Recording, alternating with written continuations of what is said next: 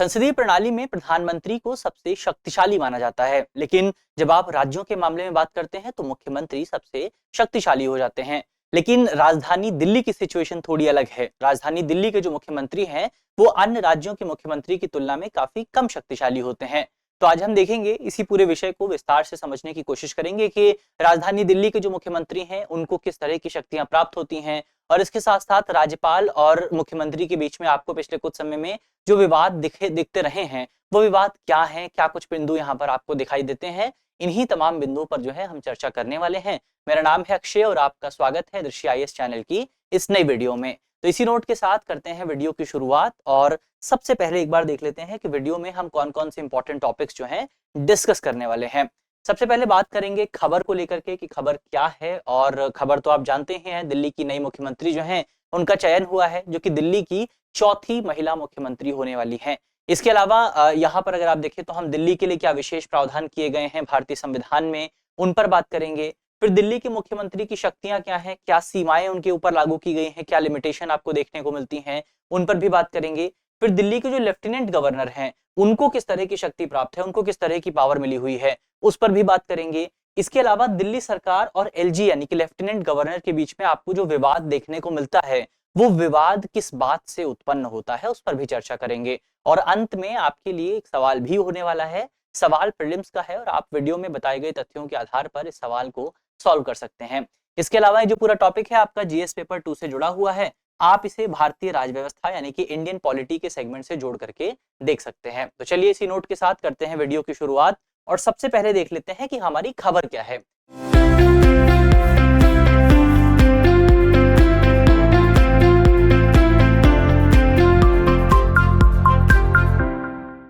खबर अगर आप देखें, सिंपल सी आपकी खबर है कि हाल ही में दिल्ली का जो विधायक दल है, उसने रेखा गुप्ता को दिल्ली का अगला मुख्यमंत्री चुना है। तो रेखा गुप्ता जो है वो दिल्ली की अगली मुख्यमंत्री होने वाली है, और रेखा गुप्ता दिल्ली की चौथी महिला मुख्यमंत्री बनेंगी। उनसे पहले यदि आप देखें तो उनसे पहले भारतीय जनता पार्टी की सुषमा स्वराज, इसके अलावा शीला दीक्षित, आतिशी मार्लेना, और अब जो है चौथे नंबर पर आपको रेखा गुप्ता देखने को मिलेंगे। तो ये 4 महिला मुख्यमंत्री अब तक दिल्ली में रह चुकी हैं। अगर रेखा गुप्ता की बात की जाए तो इन्होंने अपने राजनीतिक सफर की शुरुआत जो है वो छात्र संघ की राजनीति से की थी। इन्होंने अखिल भारतीय विद्यार्थी परिषद यानी एबीवीपी से जुड़ाव इनका रहा है, और 1996 से लेकर के 1997 में दिल्ली विश्वविद्यालय छात्र संघ की अध्यक्ष भी चुनी गई थी, यानी कि छात्र राजनीति से निकल करके यहाँ तक का सफर इन्होंने तय किया है। तो ये ओवरऑल हमने खबर की बात की कि आपकी खबर क्या है, खबर में क्या चीजें आपको देखने को मिली है। अब हम बात करते हैं दिल्ली के विशेष प्रावधानों को लेकर के। तो दिल्ली के संबंध में अगर आप देखें तो विशेष प्रावधान आपको संविधान में मिल जाएंगे। संविधान का कौन सा अनुच्छेद है? तो संविधान के आर्टिकल 239 ए यानी कि 239 ए में आपको ये जो पूरे विशेष प्रावधान है, ये प्रावधान आपको देखने को मिल जाते हैं। अब इस प्रावधान को अगर आप देखें तो ओरिजिनली जो हमारा संविधान था, यानी कि मूल रूप से जिस संविधान पर हमारे संविधान निर्माताओं ने हस्ताक्षर किए थे, उस संविधान में आपको आर्टिकल 239 ए देखने को नहीं मिला था। लेकिन बाद में constitutional amendment 69th constitutional amendment के माध्यम से 1991 में इस पूरे प्रोविजन को शामिल किया गया था। तो ये ओवरऑल आपका विशेष प्रोविजन हमने देखा कि कहां से ऐड किया गया। अब क्यों ऐड किया गया उसको लेकर के अगर आप देखें तो केंद्र सरकार की तरफ से दरअसल एक कमेटी का गठन किया गया था। 1987 में कमेटी गठित की गई थी जिसका नाम था S Balakrishnan committee. S Balakrishnan committee को यह काम दिया गया था कि वो इस बात की जांच करेंगे कि क्या राजधानी दिल्ली को पूर्ण राज्य का दर्जा दिया जा सकता है या फिर नहीं दिया जा सकता।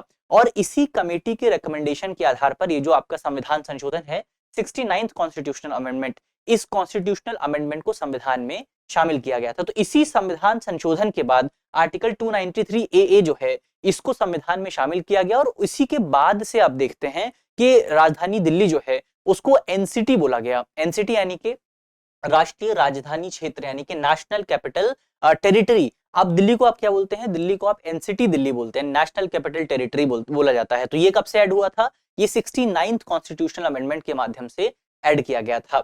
इसके अलावा अगर आप देखें दिल्ली की विधानसभा और लेफ्टिनेंट गवर्नर की भूमिका को लेकर के क्या प्रोविजन है, तो एनसीटी दिल्ली बेसिकली यहाँ पर नेशनल कैपिटल टेरिटरी दिल्ली जो है उसमें एक प्रशासक होते हैं जिनको लेफ्टिनेंट गवर्नर कहा जाता है, उपराज्यपाल कहा जाता है, और एक विधानसभा यहाँ पर गठित की गई है। विधानसभा को राज्य सूची, क्योंकि आप देखेंगे भारतीय संविधान की 7वीं अनुसूची में आपको तीन लिस्ट देखने को मिलती हैं, एक है आपका यूनियन लिस्ट, एक है आपका स्टेट लिस्ट और एक है आपका कॉन्करेंट लिस्ट। तो जैसे सामान्य राज्यों में होता है कि जो राज्य सरकार है उसको राज्य सूची और समवर्ती सूची पर कानून बनाने का अधिकार होता है, उसी तरीके से दिल्ली सरकार को भी राज्य सूची और समवर्ती सूची के विषय पर कानून बनाने का अधिकार मौजूद है। लेकिन कुछ जो आपके विषय है, राज्य सूची के कुछ ऐसे टॉपिक हैं जिनको दिल्ली सरकार के दायरे से बाहर रखा गया है। तीन टॉपिक ऐसे हैं, उसकी अगर आप बात करें, एक टॉपिक है आपका पुलिस, दूसरा है सार्वजनिक व्यवस्था यानी कि पब्लिक ऑर्डर और तीसरा है भूमि। तो ये पॉइंट आपको खासतौर पर याद रखना है कि दिल्ली विधानसभा किसी भी विषय पर कानून बना सकती है, लेकिन तीन विषयों को दिल्ली विधानसभा के दायरे से बाहर रखा गया है। कौन कौन से तीन विषय हैं? पहला है आपका पुलिस, दूसरा है आपका लैंड और तीसरा है पब्लिक ऑर्डर यानी कि सार्वजनिक व्यवस्था। इसके अलावा अगर आप देखें, ये जो सीमाएं हैं, ये जो लिमिटेशन है दिल्ली की विधानसभा पर, इसका जो जिक्र है वो आपको आर्टिकल 239 AA 3A में देखने को मिल जाएगा। तो ये सीमाएं यहाँ पर मौजूद हैं। इसके अलावा संसद की यदि आप बात की जाए तो भारतीय जो संसद है उसको अधिकार है कि वो दिल्ली विधानसभा की सीटों की संख्या निर्धारित कर सकती है। दिल्ली विधानसभा में जो आरक्षण मिलेगा उसको निर्धारित किया जा सकता है और दिल्ली विधानसभा में निर्वाचन क्षेत्र कैसे होंगे और कितने होंगे, ये निर्धारित करने का काम भी भारतीय संसद द्वारा किया जाता है। तो भारतीय संसद जो है, आप कह सकते हैं उसकी एक विशेष भूमिका आपको दिल्ली के मैनेजमेंट में या दिल्ली के एडमिनिस्ट्रेशन में देखने को मिल जाती है। तो ये ओवरऑल कुछ इंपॉर्टेंट पॉइंट यहाँ पर हमने दिल्ली के संबंध में डिस्कस किए। अब आगे बढ़ने से पहले एक इंपॉर्टेंट सूचना है आपके लिए, सूचना को नोट कर लीजिए। हमारा नोएडा वाला जो कैंपस है वहां पर नए बैचेस की शुरुआत होने वाली है। अंग्रेजी माध्यम का जो बैच है उसमें एडमिशन शुरू हो चुके हैं। हिंदी माध्यम का जो अगला बैच है उसकी शुरुआत 21 फरवरी से होने वाली है। तो अगर आप इसमें से किसी भी बैच में एडमिशन लेना चाहते हैं, चाहे आप हिंदी माध्यम से हैं, चाहे आप अंग्रेजी माध्यम से हैं, तो आप हमारे सेंटर को विजिट कर सकते हैं। वहां पर आपको और विस्तार से जानकारी मिल जाएगी। आप चाहे तो हमारे नंबर पर भी संपर्क कर सकते हैं। नंबर नोट कर लीजिए 8750187501। इस पर आपको और डिटेल से जानकारी मिल जाएगी। चलिए, यहाँ पर हमने सूचना की बात की, अब बढ़ा जाए आगे, बातचीत की जाए कि दिल्ली के मुख्यमंत्री को खासतौर पर क्या क्या शक्तियां प्राप्त होती हैं। शक्तियों की अगर आप बात करें, खासतौर पर मुख्यमंत्री की क्या शक्तियां हैं और मुख्यमंत्री की क्या सीमाएं होती हैं, लिमिटेशंस क्या है, बाउंड्री क्या है, उसको अगर आप देखें। सबसे पहले शक्तियों की अगर आप बात करें तो दिल्ली के जो मुख्यमंत्री हैं वो राज्य के कार्यकारी प्रमुख होते हैं, यानी कि एग्जीक्यूटिव हेड होते हैं। तो बतौर कार्यकारी प्रमुख जो है दिल्ली के मुख्यमंत्री मंत्रिपरिषद के जो है प्रमुख होते हैं, मंत्रिपरिषद को हेड करते हैं और प्रशासनिक डिसीजंस लेते हैं, यानी कि एडमिनिस्ट्रेटिव डिसीजंस लेने का काम किया जाता है। तो पहले क्या है, पहले आपके कार्यकारी प्रमुख हैं, एग्जीक्यूटिव हेड हैं। दूसरी जो पावर उनके पास होती है वो ये है कि वो नीति निर्माण का काम कर सकते हैं। दिल्ली में पॉलिसी बनाने का काम कौन करता है? दिल्ली में पॉलिसी बनाने का काम जो है वो दिल्ली की एग्जीक्यूटिव द्वारा किया जाएगा। और दिल्ली की एग्जीक्यूटिव किसके हाथ में है? दिल्ली की एग्जीक्यूटिव है दिल्ली के मुख्यमंत्री के हाथ में। तो दिल्ली के संबंध में नीति निर्माण का जो काम है वो भी दिल्ली के मुख्यमंत्री द्वारा किया जाता है। इसके अलावा लेफ्टिनेंट गवर्नर यानी LG जो है, उपराज्यपाल जो है, उनको सलाह देने का कार्य भी दिल्ली के मुख्यमंत्री द्वारा किया जाता है। जैसे अगर आप दूसरे राज्यों के मामले में देखें तो वहां भी यही होता है कि दूसरे राज्यों के जो आपके गवर्नर हैं, जो राज्यपाल हैं, उनको सलाह देने का काम कौन करता है? उनको सलाह दी जाती है राज्य के मुख्यमंत्री द्वारा। उसी तरीके से दिल्ली में भी यही होता है। दिल्ली के जो मुख्यमंत्री हैं वो राज्य के जो उपराज्यपाल हैं, दिल्ली के जो उपराज्यपाल हैं, उनको सलाह देते हैं। तो ये कुछ शक्तियां दिल्ली के मुख्यमंत्री के पास मौजूद है।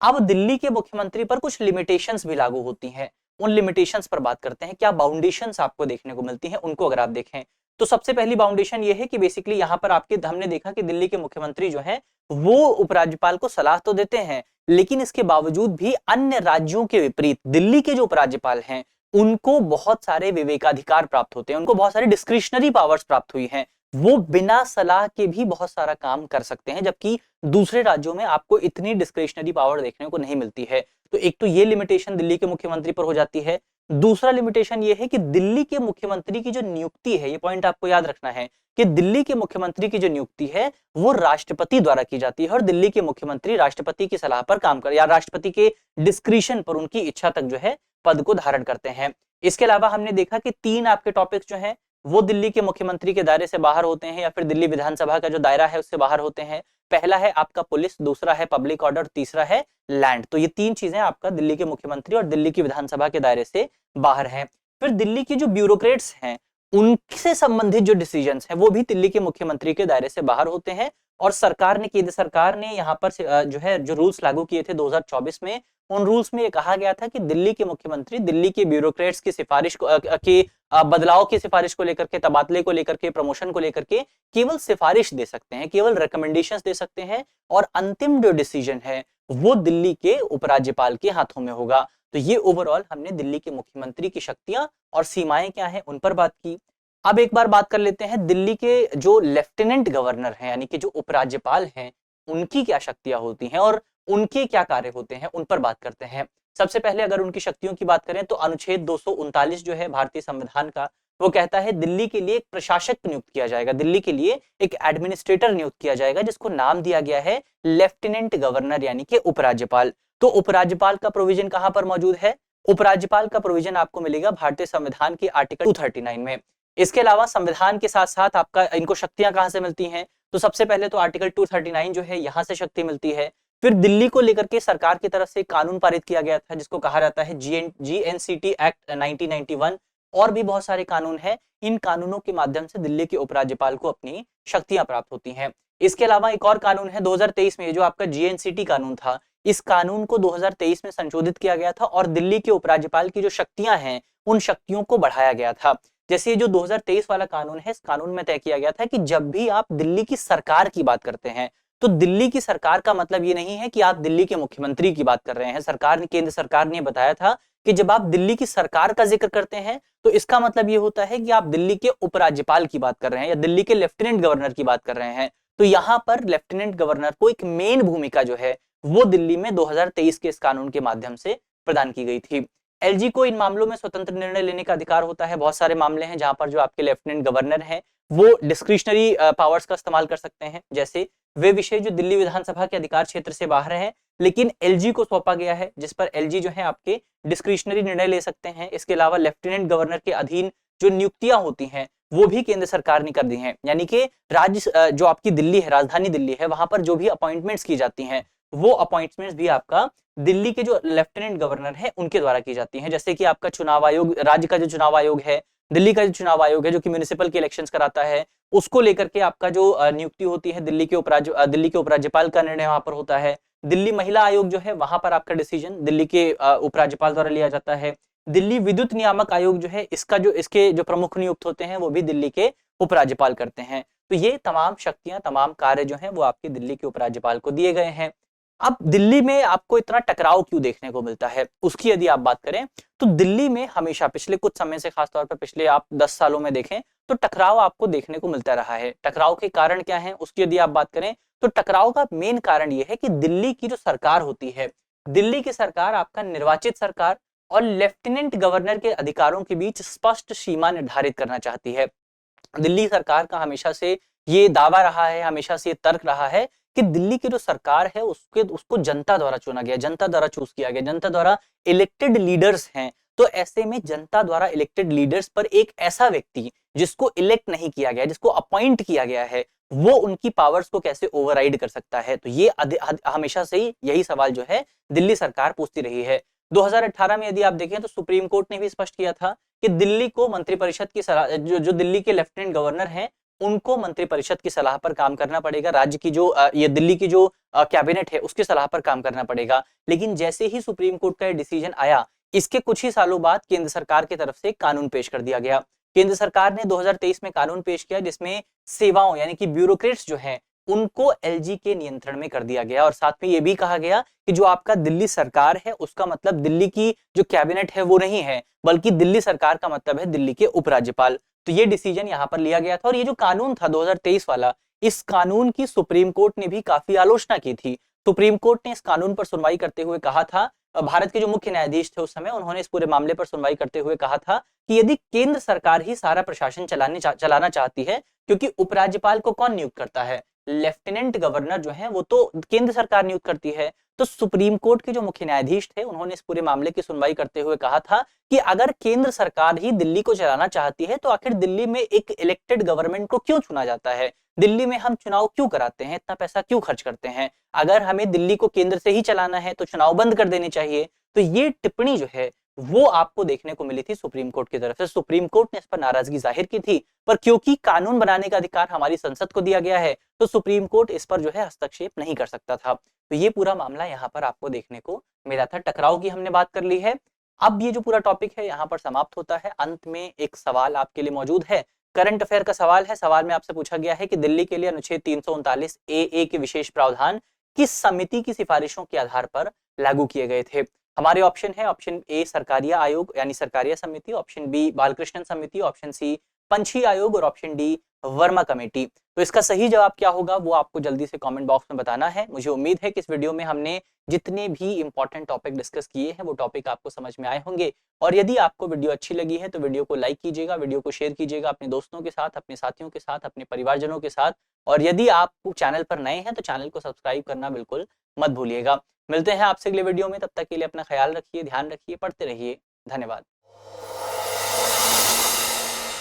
डियर व्यूअर्स, अपने एग्जाम की तैयारी को और बेहतर करने के लिए हमारे चैनल को लाइक, शेयर और सब्सक्राइब करना न भूलें।